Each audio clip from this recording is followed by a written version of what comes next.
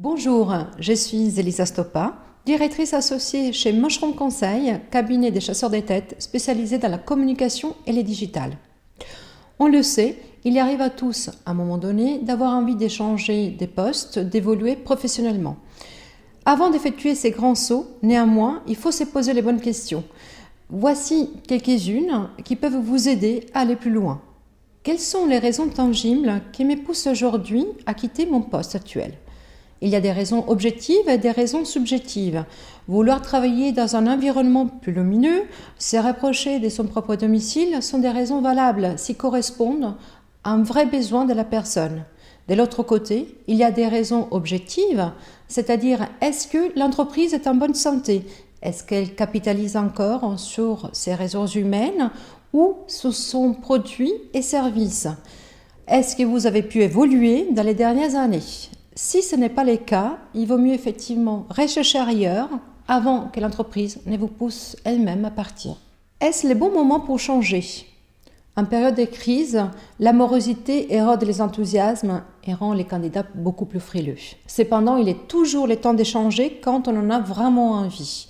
Il est parfois beaucoup plus dangereux de rester dans une structure en mauvaise santé plutôt que d'échanger des postes. Rappelons également que l'emploi des cadres reste toutefois moins touché par la crise. Les marchés m'offrira-t-il vraiment mieux que mon poste actuel ? C'est-à-dire, est-ce que l'herbe est vraiment plus verte ailleurs ? Pendant les périodes de démotivation, on a forcément tendance à amplifier les côtés négatifs.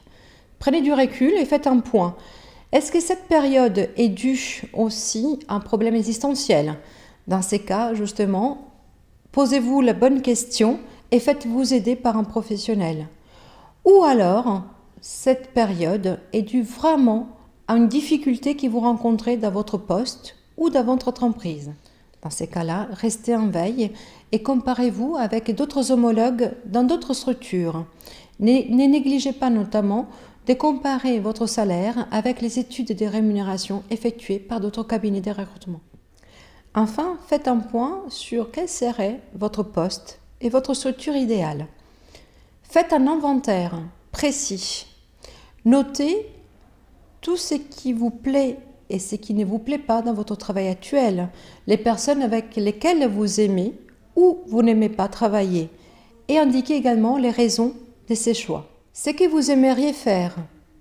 Notez les contextes et l'environnement dans lesquels vous souhaiteriez évoluer dans les moyens long terme. Faites un point sur votre vie professionnelle, vos connaissances acquises, celles qui ne sont pas encore exploitées et vos compétences à acquérir. Ensuite, vos besoins en formation. Ils seront forcément nécessaires, soit pour obtenir de nouvelles compétences qui pourront vous faire évoluer dans votre poste actuel, soit pour apprendre un tout nouveau métier. Quelles sont les étapes nécessaires pour valider cette décision ? Ne négligez surtout pas la communication au sein de votre structure.